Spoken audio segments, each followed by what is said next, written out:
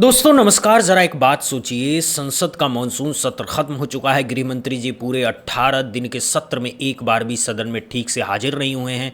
आखिरी दिन 2 मिनट के लिए आए और राष्ट्रगान गा करके चले गए। बच्चों पर पैलेट गन चलाने के मामले पर एक शब्द नहीं बोले। विपक्ष के हर एक सवाल से नजरें चुराते रहे। स्पीकर बिरला जी ने भी उन्हें बचाने में कोई कसर नहीं छोड़ी। ऐसा माहौल बना दिया गया कि लगा जैसे मामला ठंडे बस्ते में चला गया है। लेकिन अब असली खेल तो शुरू ही हुआ है।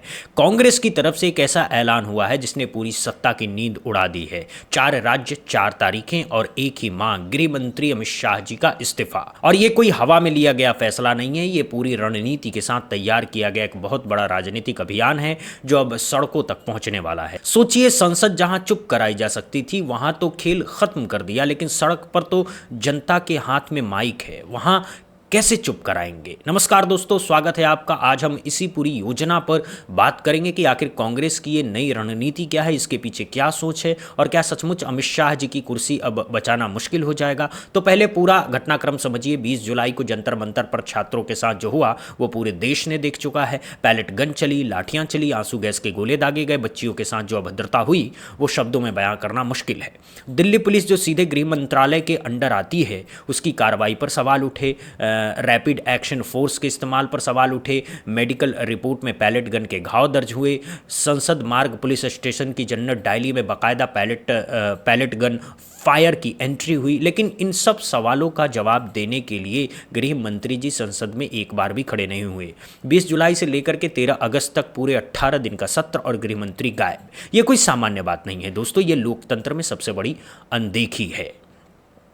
जो व्यक्ति देश की आंतरिक सुरक्षा का सर्वोच्च जिम्मेदार है, जिसके अधीन देश की सारी बड़ी एजेंसियां आती हैं, वो जब अपनी ही जनता के बच्चों पर हुई कार्रवाई का जवाब देने से भागे तो सवाल उठना लाजमी है। इसी बीच सुप्रीम कोर्ट ने भी हस्तक्षेप किया, हाई पावर कमेटी बनी, जांच के आदेश दिए गए, यानी न्यायपालिका ने भी माना कि मामला गंभीर है। लेकिन गृह मंत्रालय की तरफ से जो चुप्पी बनी हुई है वो अब जनता को खल रही है और यही खलन कांग्रेस के इस नए अभियान का असली आधार है। दोस्तों अब कांग्रेस की योजना समझिए। कांग्रेस की एक बड़ी अंदरूनी बैठक हुई जिसमें यह तय हुआ कि सिर्फ संसद में विरोध जताने से बात नहीं बनेगी, अब जनता के बीच जाना पड़ेगा। यूथ कांग्रेस को कमान सौंपी गई और 4 राज्यों में 4 तारीखें तय की गई। पहला बड़ा प्रदर्शन 24 अगस्त को मध्य प्रदेश में होगा। मध्य प्रदेश क्यों? क्योंकि वहां बीजेपी की सरकार है, वहां जनता के मन में कई सवाल हैं, वहां से आवाज उठाने का सीधा असर दिल्ली पर पड़ेगा। दूसरा प्रदर्शन 26 अगस्त को हिमाचल प्रदेश में होगा, जहां कांग्रेस की सरकार है, जहां का माहौल शुरू से ही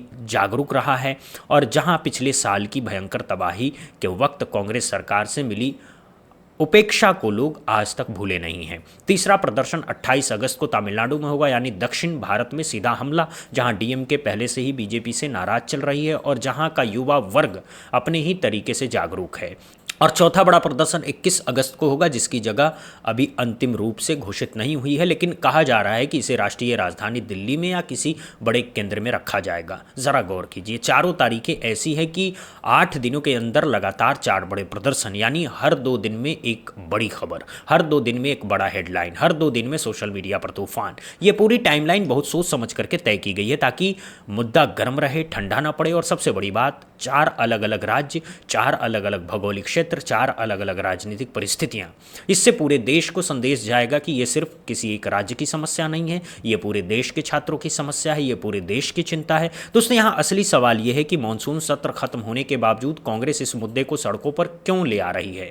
जवाब बहुत सीधा है, क्योंकि संसद में जब मंत्री जी जवाब देने से भागे तो जवाब निकलवाने का दूसरा तरीका है सड़क। संसद तो अब अगले सत्र तक बंद है, लेकिन जनता की अदालत तो हमेशा खुली है और उस अदालत में जब जनता का दबाव बनता है तो सत्ता के लिए बचना मुश्किल हो जाता है। यही तो लोकतंत्र की खूबसूरती है कि जब एक रास्ता बंद हो जाए तो दूसरा रास्ता खुल जाता है। कांग्रेस का मानना है कि छात्रों से जुड़े मुद्दों पर दिल्ली में हुए छात्र विरोध प्रदर्शन के दौरान पुलिस की बर्बर कार्रवाई पर सरकार ने पर्याप्त जवाब नहीं दिया और जब जवाब नहीं मिलता है तो सवाल पूछने का एक ही तरीका बचता है, जनता के बीच जा करके पूछना, और यही कांग्रेस अब करने जा रही है। लेकिन कहानी यही खत्म नहीं होती दोस्तों।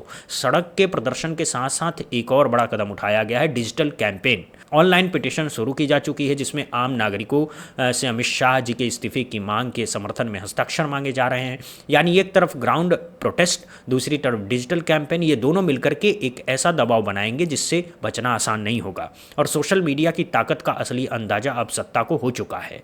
जब जंतर मंतर पर हुए अत्याचारों की तस्वीरें सोशल मीडिया पर वायरल हुई, तब बीजेपी का पूरा आईटी सेल जवाब देने में असमर्थ हो गया। धर्मेंद्र प्रधान की कुर्सी भी उसी सोशल मीडिया की ताकत की वजह से गई थी।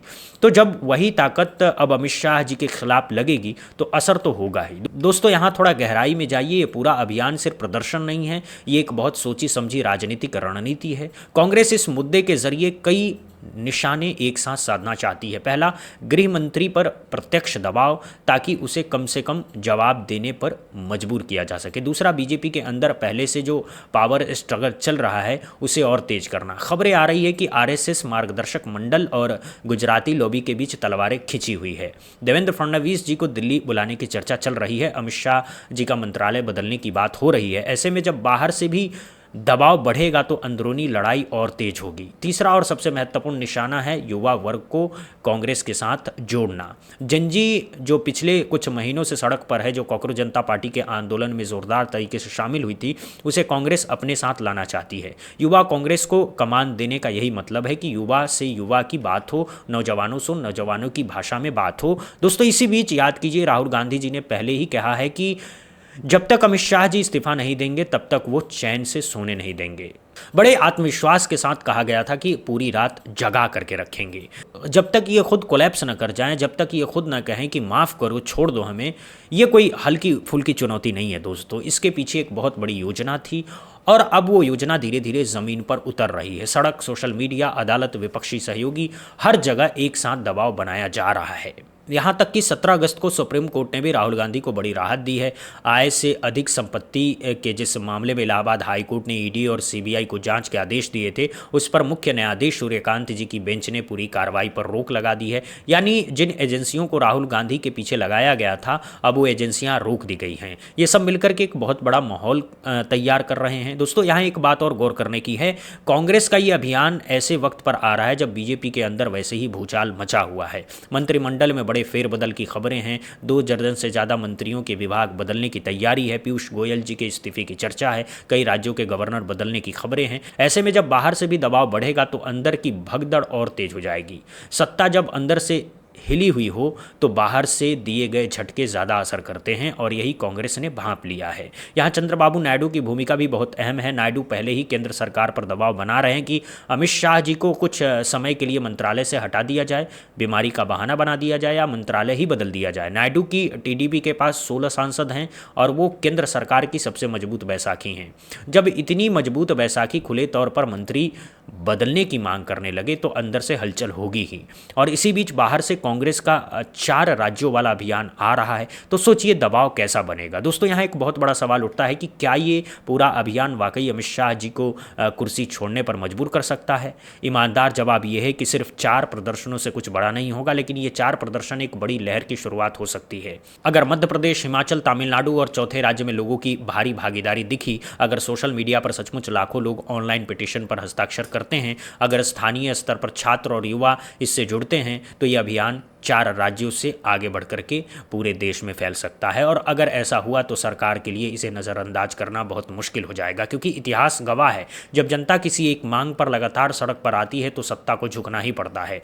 आज़ादी की लड़ाई से लेकर के आपातकाल के खिलाफ आंदोलन तक हर बड़ा बदलाव सड़क से ही आया है। यहाँ एक बात और समझिए, अमित शाह जी का इस्तीफा भले ही तुरंत न हो, लेकिन उन पर बना हुआ दबाव कई और चीज़ें बदल सकता है। सत्ता के भीतर की समीकरण बदल सकते हैं, कुछ फैसले पलट सकते हैं, कुछ जांच रुक सकती है, कुछ मामलों में असहमति बन सकती है। यानी अगर सीधे इस्तीफा न भी हो तो भी ये अभियान अपना असर छोड़ेगा। और सबसे बड़ी बात, ये पूरे विपक्ष के लिए एक टेस्ट भी है। अगर कांग्रेस ये अभियान सफलतापूर्वक चला ले गई तो आने वाले चुनाव में उसकी विश्वसनीयता और बढ़ेगी, इंडिया गठबंधन के भीतर उसका कद और बढ़ेगा, युवा वर्ग में उसकी पैठ और गहरी होगी। दोस्तों, यहाँ एक और छोटी लेकिन बहुत महत्वपूर्ण बात कहना चाहूँगा। जो 4 तारीखें तय की गई हैं उनकी टाइमिंग भी दिलचस्प है। 24, 26, 28 31 अगस्त को। ठीक उसी समय जब सुप्रीम कोर्ट में कई बड़े मामले लंबित हैं, जब बीजेपी के भीतर मंत्रिमंडल फेरबदल की तैयारी चल रही है, जब बंगाल में टीएमसी के बागी सांसदों की सदस्यता पर तलवार लटक रही है, जब पीएम केयर्स फंड के ऑडिट पर सवाल उठ रहे हैं, यानी हर तरफ से एक साथ दबाव बनाने की रणनीति है। सत्ता को एक साथ इतने मोर्चों पर लड़ना होगा कि उसका ध्यान बढ़ता जाएगा, और जब ध्यान बढ़ता है तो गलतियां होती है, और जब गलतियां होती है तो नुकसान होता है। यही कांग्रेस चाहती है, यही विपक्ष का पूरा गणित है। अब बात करते हैं इस पूरे अभियान की चुनौती की। सबसे बड़ी चुनौती है कांग्रेस के अपने कैडर की। पिछले कुछ सालों में कांग्रेस के जमीनी संगठन में कमजोरी आई, कई राज्यों में उसका असर घटा है। ऐसे में क्या 4 राज्यों में सचमुच बड़े प्रदर्शन हो पाएंगे, ये देखना होगा। दूसरी चुनौती है मीडिया कवरेज की। मुख्य धारा का मीडिया आमतौर पर विपक्ष के आंदोलनों को कम कवर करेगा, ऐसे में डिजिटल मीडिया और सोशल मीडिया पर ही निर्भर रहना होगा। तीसरी चुनौती है भावनात्मक जुड़ाव बनाने की, क्योंकि लोगों को ये यकीन दिलाना होगा कि ये सिर्फ राजनीतिक मुद्दा नहीं है, बल्कि हर उस माता पिता का मुद्दा है जिसका बच्चा जंतर मंतर पर घायल हुआ था, हर उस बच्ची का मुद्दा है जिसके साथ बदसलूकी हुई थी, हर उस युवा का मुद्दा है जो नौकरी की तलाश में भटक रहा है। अगर ये भावनात्मक जुड़ाव बन गया तो अभियान सफल होगा, नहीं तो सिर्फ राजनीतिक प्रचार बनकर के रह जाएगा। दोस्तों, अंत में एक बात कहनी है, लोकतंत्र में सत्ता को जवाबदेह बनाना जनता का अधिकार है और विपक्ष का कर्तव्य है। जब सत्ताधारी दल का सबसे बड़ा मंत्री संसद में जवाब देने से भागे, जब वो देश के छात्रों पर हुई पुलिस कार्रवाई पर एक शब्द न बोले, तो जनता को सवाल पूछने का पूरा हक बनता है। और अगर विपक्ष ये सवाल जनता के बीच जाकर के उठाता है तो ये लोकतंत्र की जीत है, हार नहीं। कांग्रेस का ये अभियान कामयाब होगा या नहीं, अमित शाह जी इस्तीफा देंगे या नहीं, ये तो आने वाला वक्त बताएगा। लेकिन एक बात तय है, अब वो पहले जैसा माहौल नहीं रहा। अब सत्ता को हर कदम पर जवाब देना पड़ रहा है, अब हर फैसले पर सवाल उठ रहे हैं, और यही तो लोकतंत्र की असली खूबी है। जब जनता जागती है, जब विपक्ष खड़ा होता है, जब न्यायपालिका सतर्क रहती है, तो कोई भी सत्ता, कोई भी नेता, कोई भी मंत्री बच नहीं सकता। बदलाव आना ही होता है, चाहे धीरे धीरे आए, लेकिन आता जरूर है। और आने वाले दिनों में जो कुछ भी होगा वो भारतीय राजनीति में एक नया अध्याय लिखेगा। 4 तारीखें, 4 राज्य, एक मांग और पूरे देश की निगाहें। ये देखना दिलचस्प होगा कि क्या सचमुच यह आंदोलन दूसरे राज्यों तक फैलेगा, क्या इसे यूथ कांग्रेस की टीम जमीन पर उतार पाएगी, क्या डिजिटल कैंपेन को लाखों लोगों का समर्थन मिलेगा, और सबसे बड़ी बात, क्या इस दबाव के आगे सत्ता झुकेगी। जवाब आने वाले दिनों में मिलेगा। हर दिन एक नई खबर आएगी, हर दिन एक नया मोड़ आएगा। अगर अभियान सफल हुआ तो कांग्रेस के लिए ये एक बहुत बड़ी छलांग होगी, अगर असफल हुआ तो सत्ता को थोड़ी राहत मिलेगी। लेकिन असफल भी हुआ तो भी एक संदेश तो जाएगा कि विपक्ष अब चुप बैठने वाला नहीं है। अब हर मुद्दे पर सड़क पर उतर जाएगा, अब हर सवाल पूछा जाएगा, अब हर जवाब मांगा जाएगा, और यही तो असली विरोध की भूमिका होती है। अगर विपक्ष अपना काम ईमानदारी से करे तो सत्ता को भी अपना काम ईमानदारी से करना चाहिए।